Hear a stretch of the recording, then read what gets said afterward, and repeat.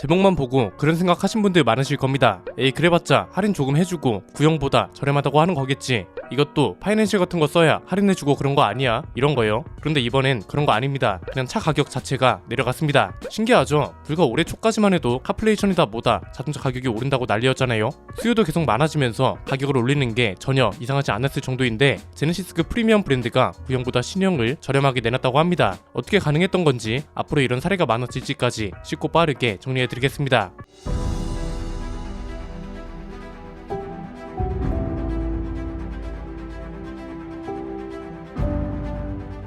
이번에 신차 가격을 내린 브랜드는 캐딜락입니다. 그 중에서도 신형 전기차인 리릭의 가격을 내렸습니다. 캐딜락이 전용 플랫폼으로 만든 최초의 전기차죠. 이름은 생소해도 외관은 이미 많이 보셨을 겁니다. 아직 국내에는 출시되지 않았지만 국내 소비자들한테도 충분히 좋은 소식입니다. 왜냐면 리릭은 곧 국내에도 출시될 예정이거든요. 해가 바뀌면서 리릭도 연식 변경을 진행했습니다. 근데 가격이 400만원이나 내려갔다고 합니다. 2024년형 리릭의 사전 예약 가격이 7,600만원부터 시작되고 2023년형은 시작 가격이 약 8천만원 정도였습니다. 사륜구동 모델도 마찬가지입니다. 2023년형은 시작 가격이 8,400만원 정도였는데 2024년형으로 바뀌면서 8,200만원으로 낮아졌습니다. 이게 어떻게 된 건지 보니까 옵션이 조금 변경되면서 가격도 낮아진 거라고 합니다. 아직 어떤 옵션이 빠졌는지는 구체적으로 밝혀지지 않았고요. 원래는 캐딜락도 연식 변경을 하면서 가격을 9천만원 정도로 올릴 계획이었거든요. 그런데 아예 계획을 뒤집고 가격을 내린 건 나름 큰 이슈입니다. 왜냐면 보통은 그렇잖아요. 연식 변경이 되면서 옵션이 빠지는 경우가 굉장히 많긴 하거든요. 여기서 캐딜락이 다른 점은 다른 브랜드는 옵션을 빼면서 색깔만 추가하거나 스티치 장식 같은 것만 조금 더 넣어주고 연식 변경이라는 명분 하나 때문에 대부분 가격을 올립니다.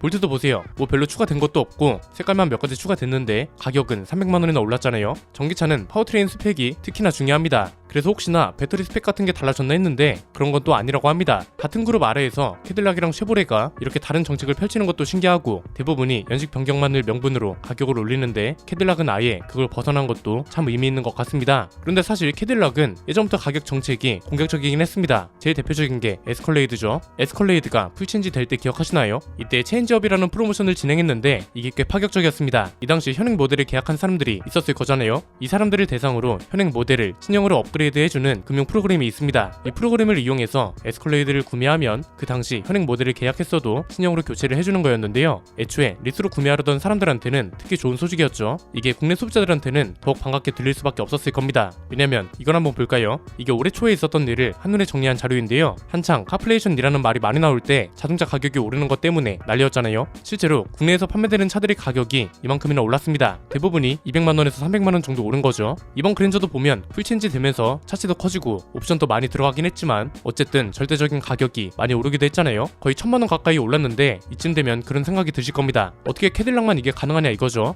캐딜락은 원자재라도 특별하게 공급받는 걸까요? 아니면 미국이라 가능한 걸까요? 그렇지 않습니다. 일단 캐딜락은 냉정하게 보면 옵션이 빠졌기 때문에 가격이 내려간 겁니다. 그럼에도 이게 주목을 받고 있는 이유는 연식 변경을 하면 대부분이 가격을 올리는데 캐딜락은 옵션이 빠졌다는 걸 시인하고 양심껏 가격을 내렸다는 것 때문입니다. 그런데 이건 비슷한 가격 행보를 캐딜락만 보이고 있다는 게 아니라는 것도 포인트입니다. 다른 수입차 브랜드는 다른 형태로 가격을 내리고 있거든요. 대표적인 게 독일 브랜드죠. 얼마 전에 영상 내보내드렸잖아요. 벤츠가 중국에서 신형 전기차를 4천만원씩이나 할인해준다고요. 곧 우리나라에서도 비슷한 현상이 생길 거라고 전망이 들었는데 역시나 최근에 비슷한 일이 벌어지기 시작했습니다. 연말 할인이라는 명분으로 많게는 2천만원 가까이 할인을 해주고 있습니다. BMW 동호회에 보면 5시리즈를 5천만원대로 살 수 있다는 사례도 나오고 있습니다. 주요 차종들을 15% 이상 할인해주고 있기 때문이죠. 아우디나 지프 같은 경우는 20%까지도 할인율이 올라간 상태입니다. 이번에 이 할인이 주목받는 이유는 단순 재고 처리가 아니기 때문입니다. E클래스나 5시리즈는 내년에 풀체인지가 예정되어 있긴 하지만 여전히 잘 팔리잖아요. 그럼에도 1000만원이라는 할인이 붙고 여기에 딜러 프로모션까지 더하면 할인 금액이 더 파격적이죠. 왜 이런 현상이 발생하는 걸까요? 여기엔 기존에 알려져 있던 소식하고 새로운 소식이 맞물려 있습니다. 일단 기존에 알려져 있던 정보는 뭔가요? 금리가 올라가면서 계약 취소가 늘어나기 시작한 게 이유란 거죠. 이걸 보면 체감이 쉽습니다. 올해 6월까지 금리가 2%대였는데 12월에는 8%를 넘어선 곳도 있습니다. 이건 최저 금리만 비교한 거고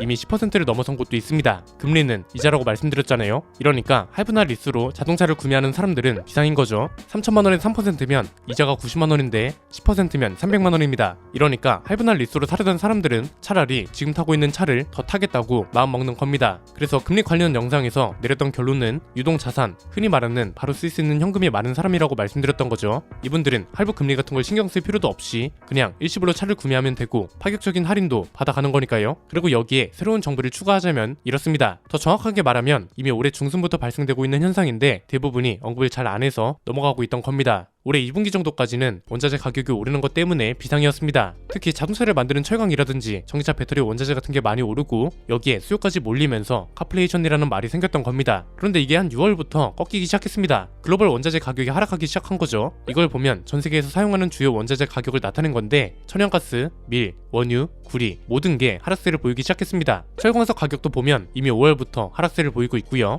다른 원자재도 마찬가지입니다. 자동차에 들어가는 구리, 아연 니켈, 알루미늄 이런 것들은 가격이 무려 20%나 떨어졌습니다. 원자재 가격이 떨어지는 이유는 뭔가요? 경기 침체죠. 경기가 침체되면서 제품의 수요가 떨어지는 게 원인입니다. 경제라는 건 순환고리처럼 연결되어 있습니다. 수요와 공급이 관계부터 보면 수요가 떨어지면 공급도 떨어지잖아요. 이러면서 자연스럽게 가격도 떨어집니다. 예를 들어서 우리 동네에 파는 아이스크림이 하루에 5개밖에 없어요. 이건 귀한 거죠. 이렇게 되면 사고 싶은 사람은 많고 아이스크림 개수는 적으니까 가격을 10,000원으로 불러도 사간다고요. 그런데 우리 동네에 아이스크림 공장이 들어서면서 하루에 팔 수 있는 아이스크림 개수가 500개로 늘었어요. 그런데 아이스크림을 사 먹는 사람은 100명밖에 안 된대요. 이러면 400개가 남는 거잖아요. 그런데 가격은 여전히 10,000원이다. 이러면 사람들이 비싸니까 아이스크림을 안 사게 되는 거죠. 그래서 가격을 내려버리는 겁니다. 10,000원 하던 게 500원이 되면 굳이 아이스크림을 사 먹으려 하지 않았던 사람도 아이스크림을 사게 되거든요. 자, 이 이론을 머릿속에 입력한 상태에서 지금부터 나오는 설명을 쭉 들어보시면 됩니다. 그냥 자동차로 예를 들어보겠습니다. 자동차 수요가 지금 고금리 때문에 줄어들고 있습니다. 자동차 수요가 줄어들면 공장에서 자동차를 만드는 숫자도 줄어들죠. 자동차를 만드는 숫자가 줄어들면 자동차에 들어가는 철강이나 배터리 원자재 이런 것들의 수요도 떨어질 거잖아요. 이러니까 자동차는 재고가 쌓여서 할인을 하고 원자재 공급 업체는 자동차 회사들이 원자재를 안 사가니까 공급을 아예 안 하거나 싸게 물건을 넘겨버리는 거죠.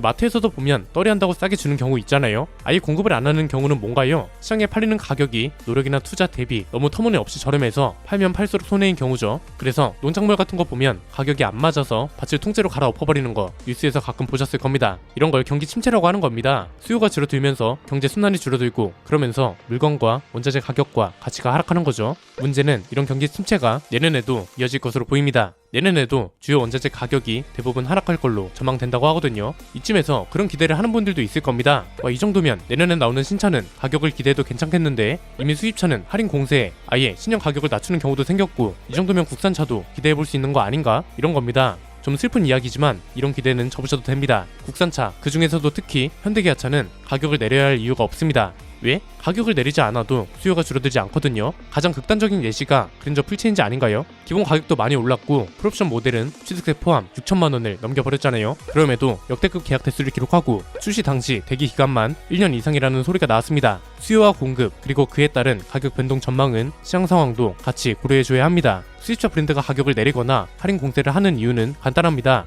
수요가 줄었기 때문입니다. 고금리 영향은 수입차나 국산차나 똑같이 받는 건데 왜 수입차만 할인을 하냐고요? 수입차는 기본적으로 할부나 리스를 이용하는 고객들이 많거든요. 국산차보다 수입차가 파이낸셜 프로그램 같은 게 많이 활성화되어 있습니다. 이것만 봐도 체감이 되실 겁니다. BMW 파이낸셜 영업이익이 꾸준히 상승 곡선을 그리고 있고 다른 주요 브랜드들도 마찬가지로 파이낸셜 서비스 영업이익이 상승하고 있습니다. 이렇다 보니까 국산차보다 수입차가 고금리 영향을 더 많이 받게 되고 이에 따른 수요 감소도 더 크다 보니까 할인 공세를 펼칠 수밖에 없는 거죠. 반대로 현대기아차는 그렇지 않죠. 고금리 영향은커녕 오히려 계약 취소자들이 차를 받으려고 남은 계약자들이 경쟁을 벌일 정도입니다. 사실 이건 당연한 일입니다. 원래 글로벌 제조사를 가지고 있는 국가에선 자국 브랜드가 가장 많이 팔리기 때문이죠. 이건 우리나라를 현대기아차 공화국이라고 비난할 게 아닙니다. 원래 자연스러운 현상입니다. 일본에서는 토요타가 가장 많이 팔리고 미국에서는 포드가 1위를 하는 거랑 똑같은 거죠. 그래서 내년에 나올 현대기아차 신차들은 가격이 내려갈 거라는 기대는 안 하는 게 좋습니다. 당장 페이스리프트, 풀체인지, 심지어 아예 새롭게 투입되는 차들도 있는데 아마 그랜저랑 비슷하게 가격이 상승하지 않을까 싶네요. 오늘 내용은 여기까지입니다. 내용이 유익하셨다면 구독과 좋아요 알림 설정 부탁드립니다. 지금까지 저는 안피디였습니다. 감사합니다.